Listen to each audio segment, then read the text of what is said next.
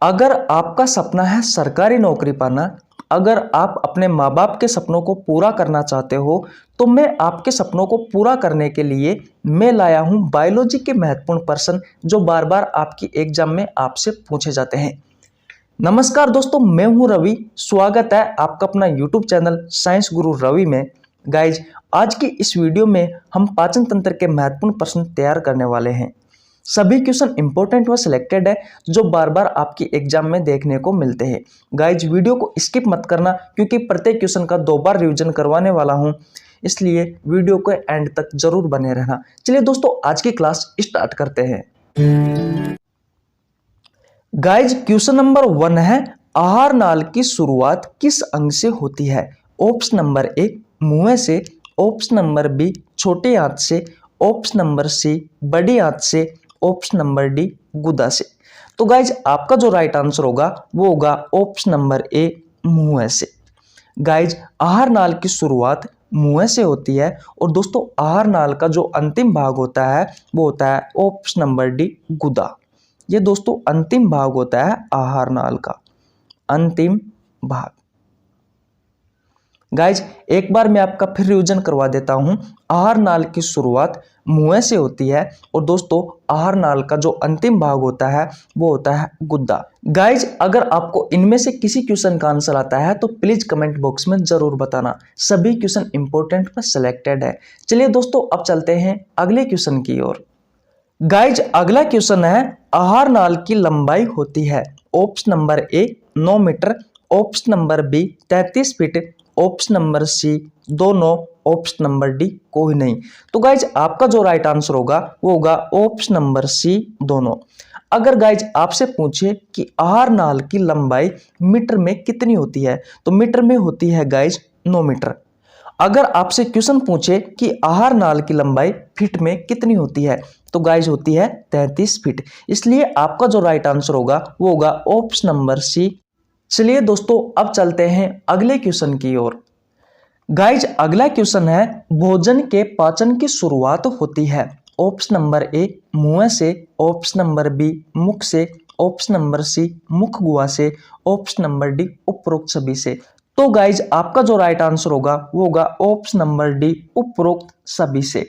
Guys, मैं आपको बता दूं, आपके भोजन के पाचन की शुरुआत मुंह से होती है या फिर हम कह सकते हैं मुख से होती है या फिर दोस्तों हम कह सकते हैं मुख गुहा से होती है। इसलिए गाइज, आपका जो राइट आंसर होगा वो होगा ऑप्शन नंबर डी उपरोक्त सभी से। गाइज, एक बार मैं आपका फिर रिवीजन करवा देता हूं। भोजन के पाचन की शुरुआत होती है मुंह से, मुख गुहा से, उपरोक्त सभी से। तो गाइज, आपका जो राइट आंसर होगा वो होगा ऑप्शन नंबर डी उपरोक्त सभी से होती है। क्योंकि दोस्तों मुंह, मुख और मुख गुहा एक ही चीज होती है जिसे दोस्तों अलग अलग नामों से जाना जाता है। चलिए दोस्तों, अब चलते हैं अगले क्वेश्चन की ओर। अगला क्वेश्चन है, सामान्य व्यक्ति में दांतों की संख्या होती है? Option number A 32, option number B 20, option number C 12, option number D 28। तो गाइज, आपका जो राइट आंसर होगा वो होगा ऑप्शन नंबर ए 32। गाइज, जो सामान्य व्यक्ति होता है उसमें दांतों की संख्या होती है 32, जबकि गाइज जो बच्चा होता है उसमें दांतों की संख्या होती है दोस्तों 20। दोस्तों यह 20 दांत 2 बार आते हैं। कितनी बार आते हैं? 2 बार आते हैं। इसलिए दोस्तों इन्हें द्विबार दंती भी कहा जाता है। मानव के जो दांत होते हैं दोस्तों उन्हें द्विबार दंती कहा जाता है। क्यों कहा जाता है? क्योंकि बच्चे में जो 20 दांत होते हैं ये 2 बार आते हैं, इस कारण दांतों को द्विबार दंती भी कहा जाता है। ये दांतों की एक प्रॉपर्टी होती है गाइज। और दोस्तों ये जो 12 दांत होते हैं ये एक बार आते हैं। दोस्तों जो 28 दांत होते हैं इन दांतों में दोस्तों हमने अक्कल जो दाढ़ होती है दोस्तों, अक्कल दाढ़ों को इसमें हमने गिना नहीं है कि अक्कल दाढ़ों की जो संख्या होती है वो होती है 4। गाइज एक बार मैं आपका फिर रिवीजन करवा देता हूं। सामान्य व्यक्ति में दांतों की संख्या होती है गाइज 32, बच्चे में दांतों की संख्या होती है 20 और ये 20 दांत गाइज 2 बार आते हैं। इस कारण दोस्तों दांतों की एक प्रॉपर्टी होती है, वो होती है द्विबारदंती, यानी कि हमारे दांत द्विबारदंती होते हैं। कहने का मतलब 2 बार आते हैं। दोस्तों ये 12 दांत सिर्फ एक बार आते हैं और दोस्तों जो 28 दांत होते हैं इनमें हम अकल दाढ़ों को नहीं गिनते, क्योंकि अकल दाढ़ों की जो संख्या होती है वो होती है दोस्तों 4। गाइज आशा करता हूं ये क्वेश्चन आपको अच्छे से समझ में आ गया होगा। अब चलता हूं अगले क्वेश्चन की ओर। गाइज अगला क्वेश्चन है, मानव में दांत कितने प्रकार के होते हैं? Option number A 5, option number B 4, option number C 3, option number D 2। तो गाइज आपका जो राइट आंसर होगा वो होगा ऑप्शन नंबर बी 4। मानव में जो दांत होते हैं दोस्तों वो 4 प्रकार के होते हैं।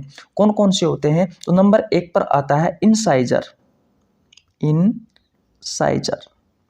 नंबर 2 पर आता है गाइज कैनाइन। नंबर 3 पर आता है गाइज प्री मोलर और नंबर 4 पर आता है गाइज मोलर।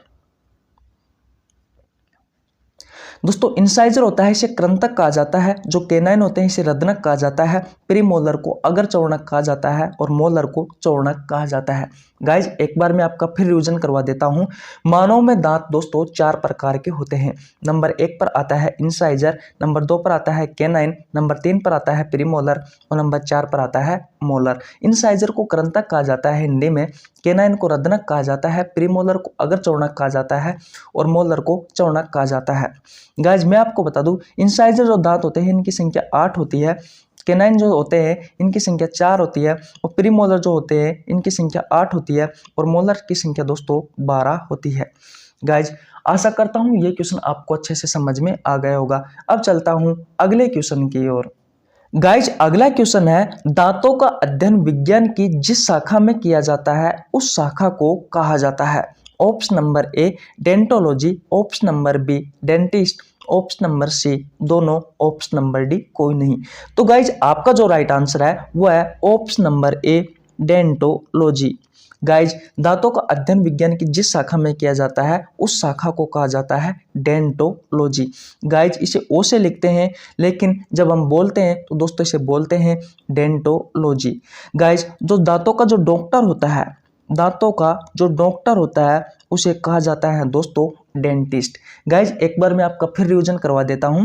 दांतों का अध्ययन विज्ञान की जिस शाखा में किया जाता है उस शाखा को डेंटोलॉजी कहा जाता है और दांतों के डॉक्टर को क्या कहा जाता है गाइज? डेंटिस्ट कहा जाता है।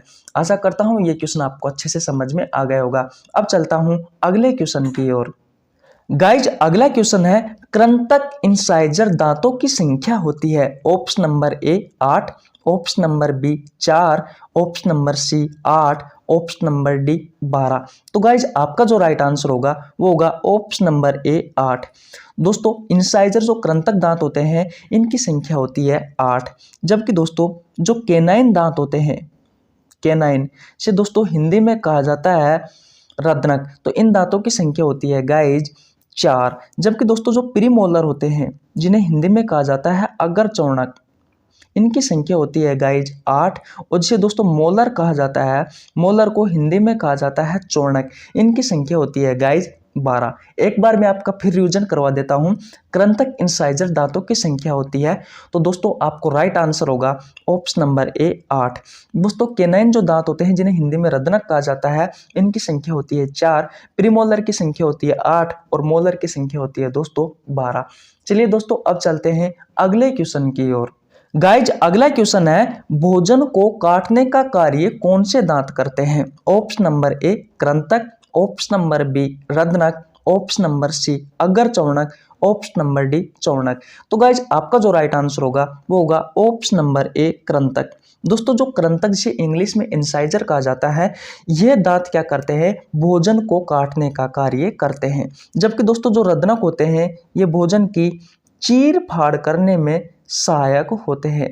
दोस्तों जो अगर चौड़नक होते हैं ये दोस्तों भोजन को पीसने का कार्य करते हैं और दोस्तों जो चौड़नक होते हैं ये पीसने के साथ साथ में दोस्तों भोजन को मिलाने का कार्य करते हैं। किससे मिलाते हैं? तो जो हमारी लार होती है उनसे मिलाते हैं। उनसे मिलाते हैं, मिलाने का कार्य करते हैं, मिलाना इनका काम होता है। गाइज एक बार मैं आपका फिर रिवीजन करवा देता हूं। भोजन को काटने का कार्य कौन से दांत करते हैं? तो दोस्तों कृंतक करते हैं। रद्नक होते हैं, ये भोजन की चीर फाड़ करने में सहायक होते हैं। रद्नक जो दांत होते हैं मांसाहारी जीवों का संकेत होते हैं। अगर चौणक होते हैं दोस्तों, ये भोजन को पीसने का कार्य करते हैं। और दोस्तों जो चौणक दांत होते हैं ये भोजन को पीसने के साथ साथ में हमारी जो लार होती है उसके साथ में मिलाने का कार्य भी करते हैं। गाइज आपको ये क्वेश्चन अच्छे से समझ में आ गया होगा। अब चलता हूं अगले क्वेश्चन की ओर। गाइज अगला क्वेश्चन है, छोटे बच्चों में सबसे पहले कौन से दांत दिखाई देते हैं? ऑप्शन नंबर ए कृंतक, ऑप्शन नंबर बी रद्नक, ऑप्शन नंबर सी अगर चौणक, ऑप्शन नंबर डी चौणक। तो गाइज आपका जो राइट आंसर होगा वो होगा ऑप्शन नंबर ए कृंतक। दोस्तों कृंतक दांतों की संख्या 8 होती है और दोस्तों जो छोटे बच्चे होते हैं उनमें सबसे पहले कृंतक दांत ही आते हैं। बात क्लियर है? अब चलते हैं अगले क्वेश्चन की ओर। गाइज अगला क्वेश्चन है, बच्चों में कौन से दांत अनुपस्थित होते हैं? गाइज आपका ऑप्शन नंबर ए है कृंतक, ऑप्शन नंबर बी है रद्नक, ऑप्शन नंबर सी है अगर चौणक, ऑप्शन नंबर डी है चौणक। तो गाइज आपका जो राइट आंसर होगा वो होगा ऑप्शन नंबर सी अगर चौणक। दोस्तों छोटे बच्चों में जो दांतों की संख्या होती है वो होती है 20। और दोस्तों सबसे पहले जो दांत आते हैं छोटे बच्चों में वो आते हैं कृंतक, जबकि दोस्तों इन 20 दांतों में अगर चौणक एक भी नहीं होता। तो दोस्तों आपसे डायरेक्ट एग्जाम में पूछा जाता है कि बच्चों में कौन से दांत अनुपस्थित होते हैं। तो दोस्तों जो अगर चौणक होते हैं जिन्हें इंग्लिश में प्रीमोलर कहा जाता है, ये छोटे बच्चों में एक भी दांत नहीं होते हैं।